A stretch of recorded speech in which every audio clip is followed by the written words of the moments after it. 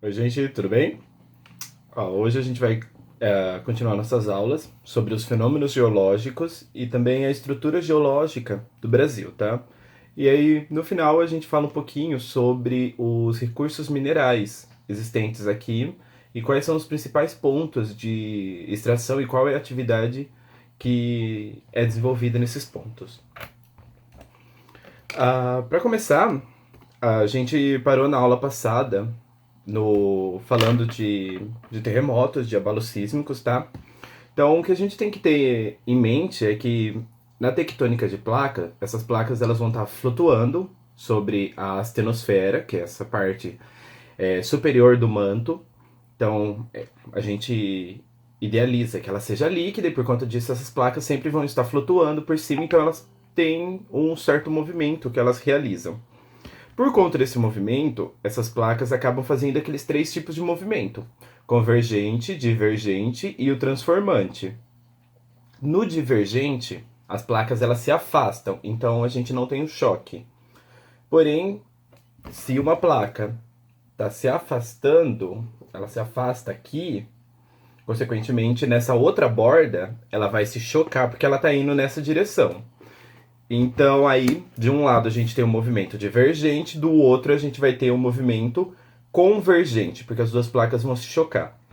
Esse tipo de choque, esse tipo de tensão que vai gerar entre elas, tanto no movimento convergente quanto no movimento transformante, que é aquele que raspa, vai ocasionar em abalos sísmicos, que nada mais é do que esse movimento dessas grandes massas de terra.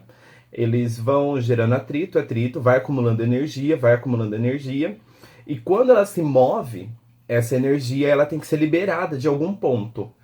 Então, esse ponto, que é o foco, ou que a gente pode chamar de ponto de liberação de energia, é o ponto principal do abalo sísmico.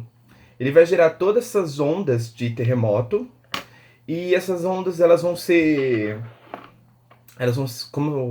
propagar debaixo da terra através de ondas sísmicas, tá? E por conta disso vai vibrar todas as rochas ali, vai causar os tremores e consequentemente vai gerar os nossos terremotos. Aliás, nosso não, porque a gente não tem no Brasil, né? Aqui nesse slide tem um esqueminha de como que se dá esse tipo de movimento e como ou a dispersão dele. E essa outra, a gente tem a falha, o de San Andreas, tá? A gente tem duas falhas que são bem conhecidas no mundo, que é a falha de San Andreas, nos Estados Unidos, e a de Anatólia, na Turquia. E você pode perceber que, quando ocorre esse movimento das placas se rasparem, fica como se fosse esse risco de... essa formação de relevo, bem característica de falha, tá? Porém, esse tipo de movimento ele não é tão usual. O que é mais comum a gente ter como exemplo é sempre os movimentos divergente e convergente, tá? Nesse segundo slide, a gente tem um esqueminha sobre como se dá os terremotos. Então a gente vai ter o hipocentro, que é o ponto de liberação de energia. A gente vai ter o epicentro, que agora é na superfície, que é o ponto mais próximo do hipocentro. Então, se você tem o hipocentro aqui, que é onde está sendo liberada essa energia, que ele vai ser debaixo da Terra, o epicentro desse terremoto, ele vai ser o ponto que fica acima desse centro, tá? E depois dele a gente tem todas essas ondas sísmicas que vão se propagar. Com relação à atividade vulcânica, ela vai ser extremamente comum nas regiões de contato de placa, porque nessas bordas de placa o material que está ali, ou seja, o solo, as rochas, elas são mais. Como que eu posso falar? Elas são mais plásticas, elas são mais moles e permite que esse magma e todo esse material que está em profundidade venha à superfície, tá? Quando a gente fala de atividade vulcânica ou vulcanismo, a gente não está se referindo somente a magma. A gente tem também as nascentes termais, os geysers e também as fumarola. As nascentes termais é quando você tem uma rocha porosa subterrânea, ela acumula água. Como essa água ela é de profundidade e ela vai estar próxima de áreas com grandes temperaturas, ela aquece e aí, consequentemente, ela acaba brotando na superfície aquecida. O geyser, a gente já vai ter um bolsão de água. Esse bolsão ele é fervido debaixo da terra e o que vai sair para fora são os vapores desse bolsão, como se fosse uma chaleira, sabe? Ou uma panela de pressão. E a fumarola, você tem também um sistema parecido com o geyser, só que ao contrário de que são, como que eu posso falar, o geyser ele acaba sendo estouros, que sai de repente aquela pressão e estoura, a fumarola não, ela já é uma coisa mais constante e mais calma, mais lenta, tá? Agora, com relação às bordas de placa,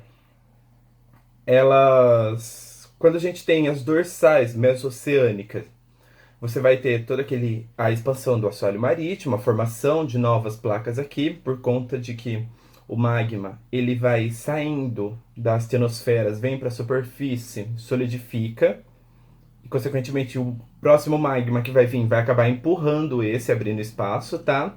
Então ele sempre vai estar empurrando essas placas. Por isso que a gente fala que o assoalho oceânico está sempre em expansão.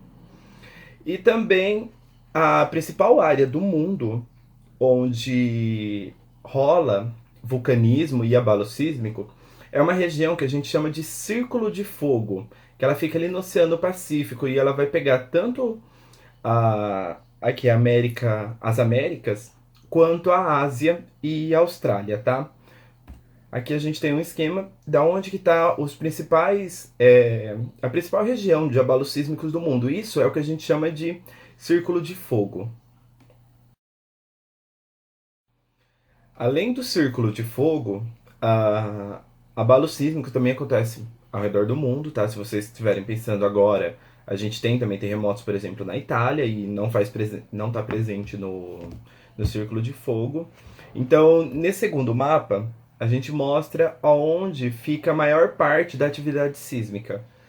Óbvio que quando a gente vai medir intensidade, frequência, a gente sempre vai remeter ao Círculo de Fogo. Porém, não é exclusivo deles, acontece quase que no mundo todo, tá? Com relação a nós no Brasil, por que, que a gente não tem abalos sísmicos, a gente não tem terremoto nem nada disso? Porque como vocês podem ver, o Brasil ele fica no meio da placa sul-americana. Então a gente não tem limite de borda. O terreno nosso, a nossa placa continental, ela já está bem consolidada. É a parte mais rígida, a parte mais estável dela. A gente não está no limite nem no choque dentro dessas placas. Então, por conta disso, nós não temos grandes terremotos nem nada. O máximo que pode acontecer é da gente sentir algum outro tremor gerado em outro ponto. Mas por conta da propagação das ondas sísmicas, às vezes pode acabar chegando e sendo sentido aqui, tá? Esse mapinha dá para você ver bem as principais regiões, destaque de novo para o Círculo de Fogo, ali no Oceano Pacífico.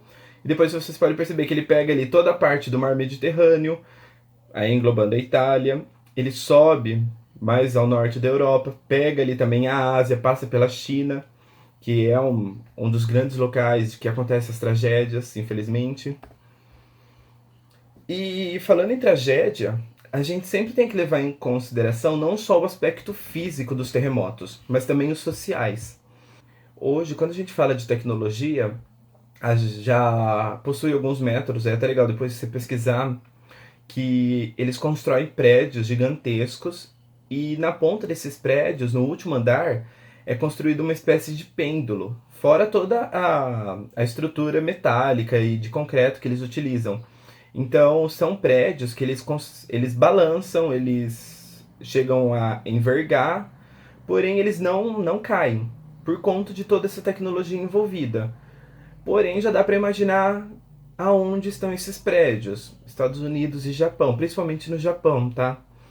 Aí quando a gente vem para países que não são tão desenvolvidos assim, no sentido como a China, um terremoto desse, ele acaba fazendo muito mais tragédias, aliás, trazendo mais tragédias para a população por conta dessa infraestrutura, tá? Então, não só o aspecto físico, mas o aspecto social da onde está acontecendo esses abalos sísmicos também precisa ser considerado. Tinha citado a escala Richter. Como que ela funciona? Ela foi idealizada por um geógrafo, e ela vai medir a magnitude e a intensidade do abalo sísmico, tá? Então ela vai de 1 até mais ou menos infinito. Ela não tem um limite. Porém, o máximo que a gente mediu até hoje é um pouquinho acima de 8. Então, abalos de 2 a 3,4 são praticamente imperceptíveis. Somente o aparelho, o sismógrafo, vai conseguir identificar. Aí, a partir de 4 a 5, a gente vai ter o balanço, a gente vai ter os tremores. Acima de 6, a gente já começa a ter o tipo de dano, tá? Outra escala existente é a escala de Mercalli, que é uma escala que vai considerar o grau de destruição causado. Ele vai de 1 a 12. O 1 seria danos mínimos, praticamente imperceptível. E o 12 é a nível catastrófico, onde tem dano máximo, que seria uma alteração completa do relevo e da superfície terrestre, tá? Então, quando a gente fala de abalo sísmico, tem essas duas escalas. E vale lembrar que a escala Richter, ela é logarítmica. Então, sempre que passa, por exemplo, de 2 a 3, de 3 a 4, significa que é 10 vezes mais forte. Então, um terremoto de nível 2 e para um terremoto de nível 3, ele não vai ser uma vez mais forte. Ele é 10 vezes mais forte que o outro, tá? Porque ele vai seguir numa sequência de log. Mais pra frente, em matemática, vocês aprendem isso. Quando o abalo sísmico ocorre no mar, ele vai acabar gerando uma tsunami. Então você tem toda aquela liberação de energia debaixo do oceano.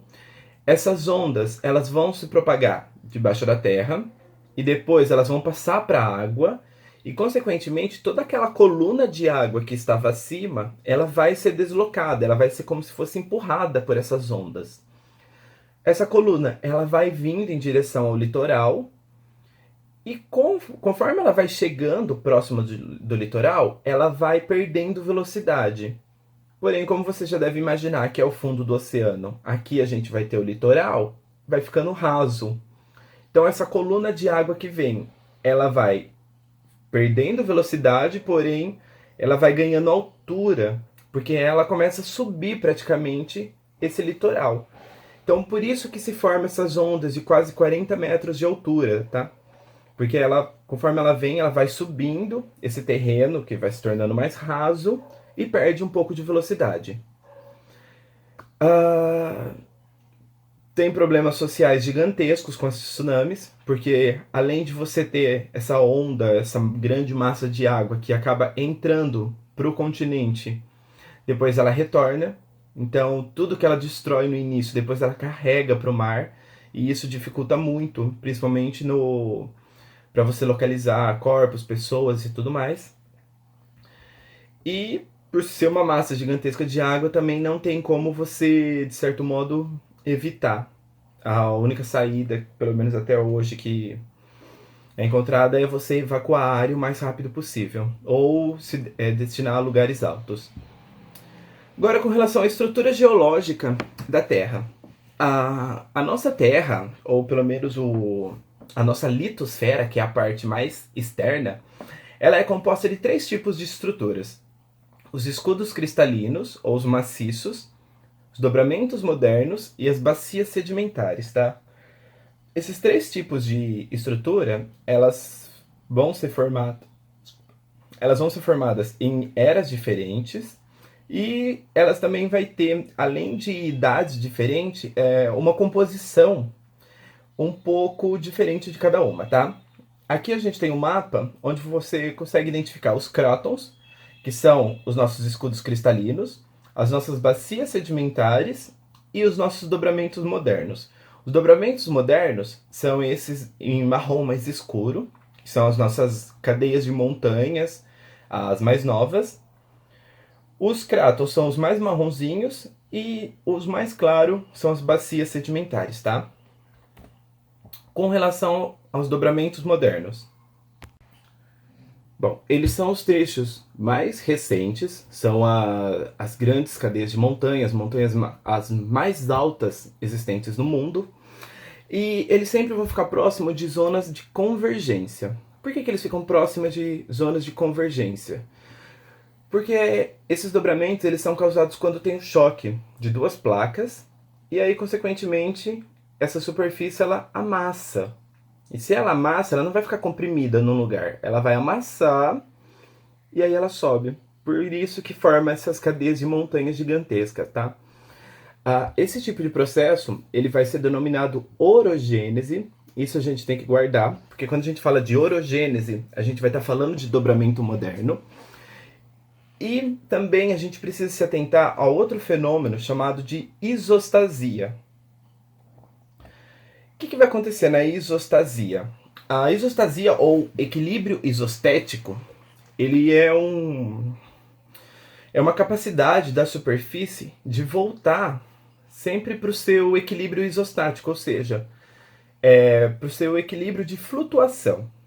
Então, se você tem a superfície terrestre e ela vai aumentar de altura, ou seja, ela está acumulando terra aqui para formar uma montanha, essa placa, ela consequentemente vai afundar também. Então, a mesma quantidade de matéria que ela está acumulando em cima, ela acumula embaixo.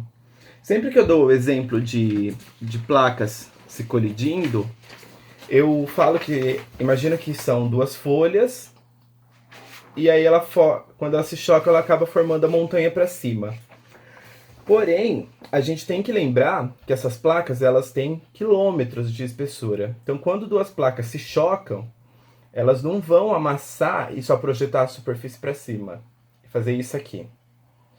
Elas vão amassar e vão para baixo também. Então, a parte funda da nossa placa, ela também engrossa, tá? Não é só a parte superficial.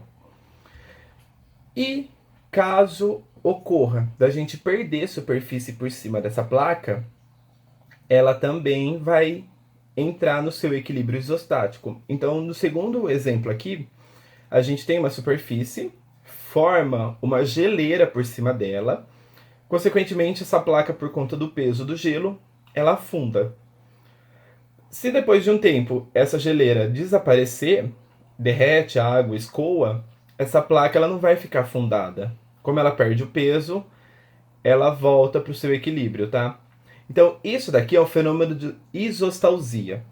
Então, quando forma uma montanha, a gente tem que lembrar que essa montanha ela não cresce somente em altitude para cima. A base dela, aqui embaixo do manto, aliás, embaixo da crosta, ela também vai engrossar, porque ela está amassando. E caso tenha um peso muito grande em cima da nossa placa, ela deforma e se esse peso é retirado, depois ela retorna, tá? Agora dá para entender bem como que funciona essas placas boiando. Ficou, acho que é um pouco mais fácil pra gente. Então, com relação aos dobramentos modernos, a gente tem os processos de orogênese, que é a formação mesmo dessas cadeias, tá? E tem um trecho que eu achei bem legal, que é muito comum dele cair no vestibular por conta do grau de tecnicismo dele. Tanto que eu até coloquei aqui. Orogênese, ou ainda orogenia, é o conjunto de processos que levam à formação ou rejuvenescimento de montanhas ou cadeias de montanhas, produzido principalmente pelo diatrofismo da litosfera continental. Ele tem bastante termos aqui, técnicos científicos, e é muito comum o vestibular utilizar dessas sequências para falar de uma coisa que vocês sabem, já estudaram, porém, como ele traz essas palavras, a gente acaba confundindo. Então, se a gente está falando de orogênese, a gente está falando de formação de montanha, que a própria sequência aqui já fala, que é a formação ou rejuvenescimento, ou seja, você está renovando uma montanha, e vai ser causado por essa palavrinha aí que gera uma dúvida, diatrofismo. Que diabos é isso? Nada mais é do que o amassamento, a transformação, você alterar a forma da litosfera continental. Litosfera nada mais é do que a nossa superfície terrestre, tá? Então, quando a gente fala de orogênese, a gente vai estar falando da formação ou a renovação de montanhas através da deformação da superfície terrestre. Babou, né? Matamos essa questão, orogênese, todo mundo está sabendo agora. Se tiver dúvidas, por favor, me procure, tá? Ou recapitule, volta no vídeo e assista de novo até entender. Quais são os padrões que vai ser formado durante esses dobramentos modernos? A gente pode ter um padrão anticiclinal e um padrão sinclinal. O anticiclinal, ele vai ser o padrão formado da parte convexa, ou seja, como esse dobramento ele vai começar a se amassar, a parte convexa, ou seja, isso aqui, é chamado de dobramento anticiclinal, e a parte convexa, ou seja, a que forma o U, vai ser chamado de dobramento sinclinal. Não precisa nem falar onde ficam as camadas mais antigas e mais novas, está explicado aqui no esquema. E além desses dois, que são os mais batidos, a gente tem outros tipos de dobramentos bem mais específicos, que aí fica só como curiosidade, que é esse esquema que está aqui embaixo. Então, a gente tem um dobramento isoclinal, que é aquele mais abrupto. A gente vai ter uma dobra deitada, a gente tem a dobra falhada, a gente vai ter uma dobra em leque, que ela abre para cima. A gente pode ter dobras em caixa. E depois em chevron ou em cúspide. Isso é mais para quem já vai se especializar em geomorfologia, tá? Pra gente, o importante é lembrar que tem a anticiclinal e a sinclinal, que é a convexa e a côncava, tá? Com relação aos escudos cristalinos, são os terrenos mais antigos já formados, inclusive o Brasil é constituído principalmente de escudos cristalinos. São as primeiras terras que se formaram depois que a nossa terra, que é aquela bola incandescente, começa a resfriar. E aí a gente tem dois tipos de escudos cristalinos, do Arqueozoico e do Proterozoico, que são dois períodos, duas eras geológicas, tá? A gente vai estudar isso daqui umas 2 aulas. Os escudos cristalinos do Arqueozoico são os mais antigos, eles vão datar ali de 4,5 bilhões de anos. E o do Proterozoico a gente pode até falar de escudos cristalinos modernos, que são os mais novos. Inclusive, os formados no Proterozoico são os escudos que vão deter os minerais metálicos, tá? Então, se a gente for falar que o escudo cristalino é encontrado uma jazida de ferro, bauxita, enfim, vocês podem crer que esse escudo é do período Proterozoico, tá? Agora já dá pra gente sair datando, por exemplo, pedras. Mentira. No caso dos escudos cristalinos, a gente tem um outro tipo de fenômeno geológico. Dobramento moderno, a gente tem orogênese. Escudos cristalinos, a gente vai ter epirogênese, que é o movimento vertical dessas massas terrestres, tá? Se na orogênese a gente tem o amassamento e a formação de dobras, a epirogênese a gente tem o movimento vertical dessas massas. Então, o que pode acontecer? Pode acontecer de uma região subir, ou seja, ela vai soergir, ou ela pode rebaixar, mediante ao terreno. Quando sobe, forma um morro, a gente vai denominar ele de horst, ou horst, que está aqui no esquema. E quando ele abaixa, a gente chama de graben, tá? Ou a gente pode falar que o terreno soergiu, não é surgiu, é soergiu, a palavrinha está escrita aqui, ou ele rebaixou. Tem o esqueminha aqui do lado, e aqui tem uma fotografia, se eu não me engano, da Chapada dos Veadeiros, aqui no Brasil, para vocês terem uma ideia de como que funciona. Aqui no Brasil a gente não está no limite de borda, então o movimento que ocorre é de epirogênese, e aqui fica bem claro de como que se dá esse movimento vertical das massas. Percebam bem o limite desses morros na fotografia. Parece até que eles foram como peças de quebra-cabeça, puxadas para cima ou afundadas mesmo. Outras estruturas que dá para a gente ver bem esse fenômeno são as falésias, que são aqueles costões que se formam no litoral, onde o mar arrebenta. E a terceira estrutura que a gente tem são as bacias sedimentares, que elas vão se formar ali a partir da era paleozoica, onde nas porções mais baixas do relevo, ou seja, em baixa altitude, vai começar a acumular pedaços de sedimento, pedaços de pedra, pó, poeira e tudo mais. E aí, conforme vai passando as eras, esse material vai sendo consolidado e vai dar origem às bacias sedimentares, tá?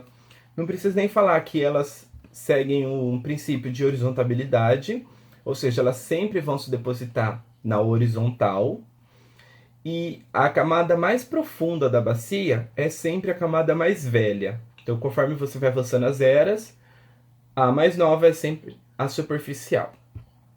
É também dentro dessas bacias sedimentares que a gente vai encontrar as jazidas de carvão mineral, os fósseis e o petróleo, tá? Porque são nessas bacias que, conforme você vai depositando as camadas, todo aquele material biológico vai sendo enterrado junto. Agora, com relação à estrutura geológica do Brasil. A gente é formada por escudos cristalinos e bacias sedimentares. Não tem dobramentos modernos, a gente não sofre processo de orogênese, só de epirogênese e de sedimentação, tá?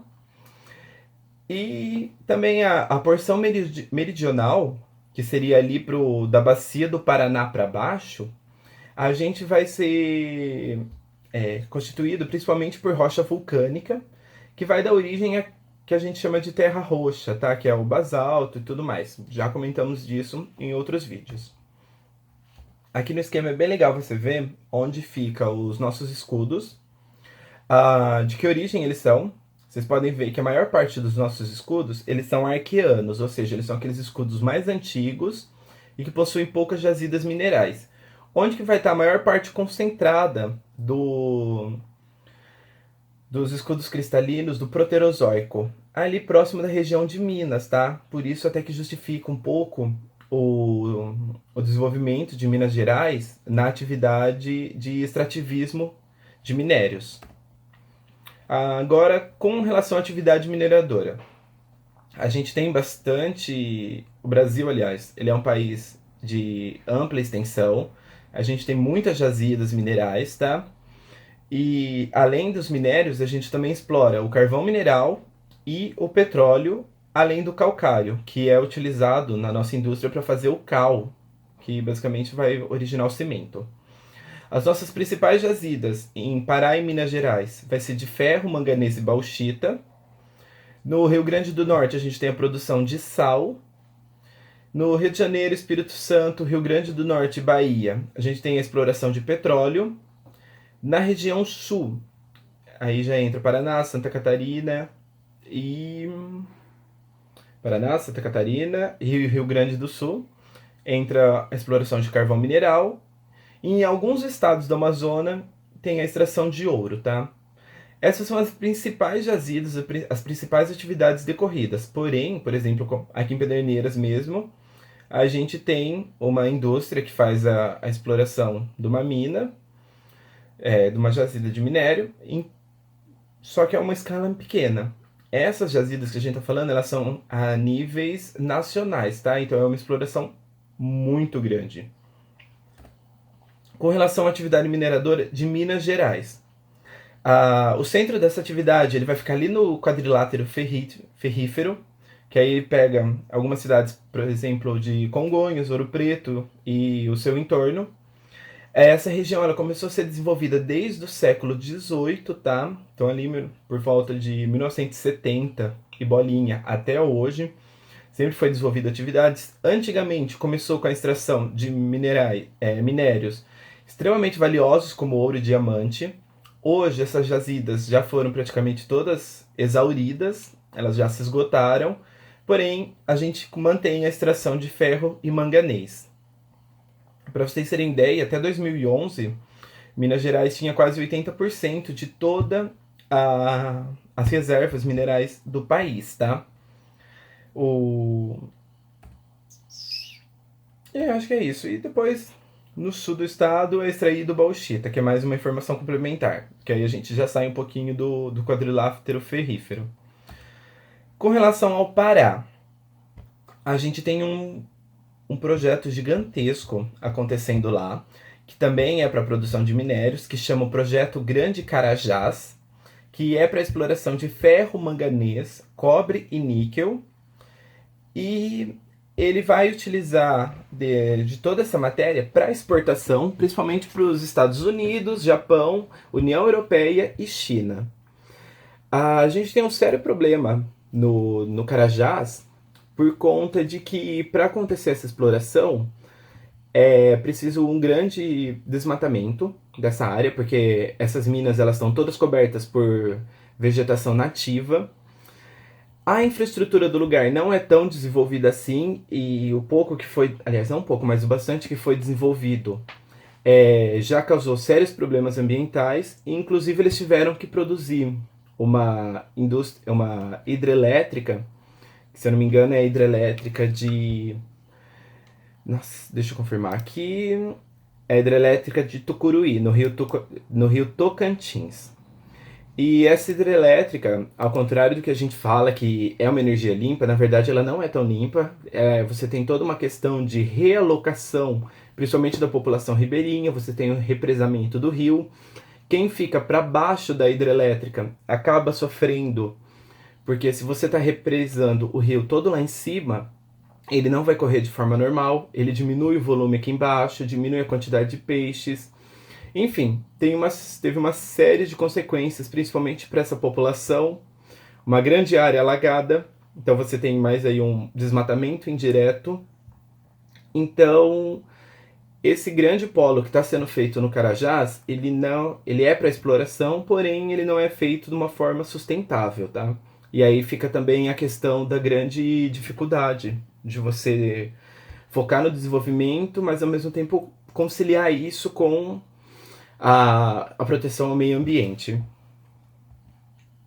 Com relação a Rondônia e Amazonas, é, eles têm a extração de cassiterita, ou o minério de estanho, que é utilizado para a fabricação de flandres, que basicamente é uma folha de papel, de metal, que vai ser utilizado para formar latas de conserva, latas de bebida e tudo mais. A Rondônia era o principal produtor, hoje ele foi desbancado pelo Amazonas, e é um material voltado principalmente para a exportação da Ásia. Porém, essa região ela não é tão desenvolvida em questão de infraestrutura como o sul e sudeste brasileiro. A gente tem um sério fenômeno no Brasil que a gente tem regiões, ou a gente pode falar de como que eu posso falar? O desenvolvimento ele não é que ele é regional. Eu tava com a palavra na boca, mas sumiu agora. Enfim, a gente tem polos de industrialização. Então, por exemplo, o sul e sudeste brasileiro é extremamente industrializado, é extremamente bom em infraestrutura. Região norte e nordeste, a gente acaba pecando um pouco. Então, nesses dois estados, que é o Rondônia e o Amazonas, você tem essa extração de minério, porém a infraestrutura para você sair aliás, exportar esse minério, ela ainda é um pouco precária. E por conta disso acaba afetando um pouco a quantidade e também o custo para essa exportação. Com relação ao Rio Grande do Norte, a principal produção deles ali é sal, por conta de que ali no litoral você tem a formação de lagoas, essas lagoas elas se enchem naturalmente de água do mar. E como você tem um grande nível de insolação, ou seja, muitos raios do sol, e pouca precipitação, ou seja, pouca chuva, essa água evapora muito rápido. E aí você consegue esgotar a salina bem rápido e produzir o sal. Se eu não me engano, 70% de todo o sal utilizado no Brasil vem do Rio Grande do Norte, tá? Já com relação ao Mato Grosso do Sul, a gente tem o maciço do Urucum. Dá pra gente ver onde que ele está localizado. Aqui no mapinha, que é esse ponto vermelho. Esse maciço do Urucum, ele é praticamente uma montanha, uma formação rochosa, extremamente rica em minérios, no caso de manganês, tá? É uma das maiores existentes aqui no Brasil. E também tem minérios de ferro envolvido ali. O principal destino é a exportação dessa jazida e ela acaba sendo levada para a Argentina através da hidrovia do Rio Paraguai. Então ela já é extraída ali e não utiliza tanto infraestrutura terrestre, ou seja, estradas e rodovias, é a utilização de portos. Agora, com relação aos problemas ambientais que envolvem a extração de minérios. A primeira questão é que minérios, eles não são renováveis. Se a gente for pensar, eles são produzidos e tudo mais, porém você leva milhões de anos para eles serem renovados, então não são recursos renováveis. A sua extração em algum momento vai acabar. E a mineração, ela afeta toda a paisagem, ela destrói praticamente o, a biota superficial, ou seja, as florestas, matas e tudo mais que estiver envolvido. Ela precisa ser retirada para que ocorra esse escavamento do solo. Tem algum tipo de mineração que você utiliza metais muito pesados, alguns produtos químicos. Isso, consequentemente, depois é descartado no solo e nos rios, então causa uma contaminação gigantesca. A produção de estradas para o escoamento dessa produção, ou seja, para você transportar esses minérios, também vai causar impactos ambientais. A utilização do maquinário, do óleo, da graxa, isso quando cai no solo, também vai contaminar.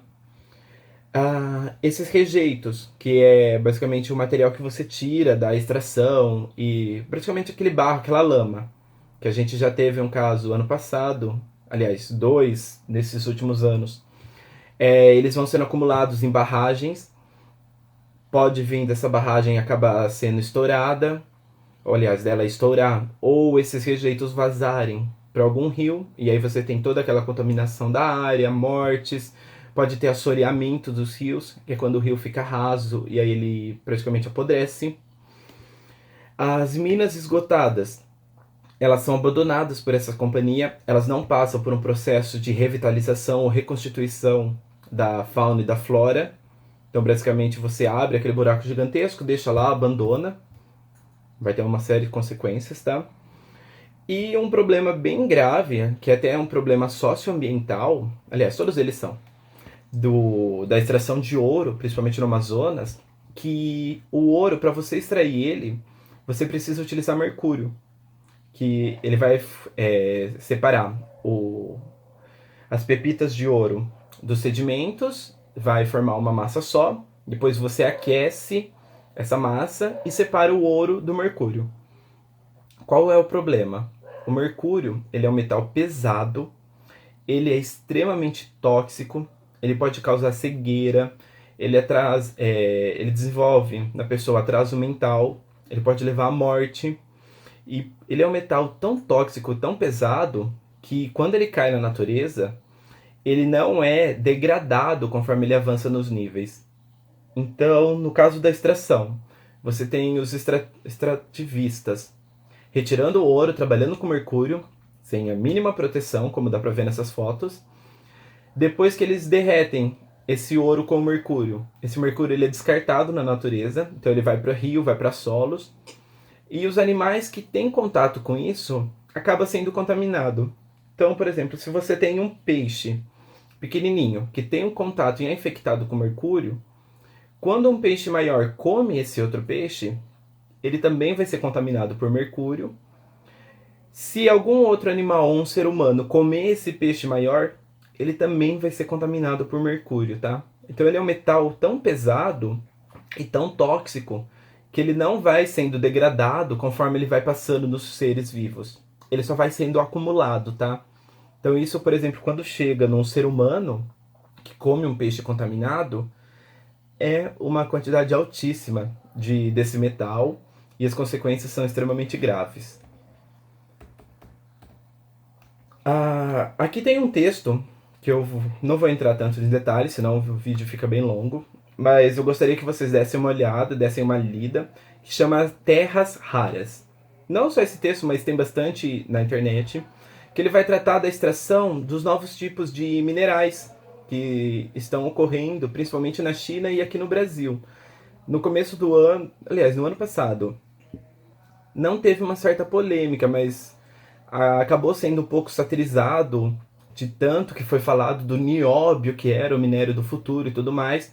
Então esse texto vai explicar um pouquinho não só da importância do nióbio, mas dos outros 16 tipos de materiais, por que eles são tão procurados e por que países como Estados Unidos e Japão já começou a classificar esses minérios como é, bens essenciais para o desenvolvimento desses países, tá?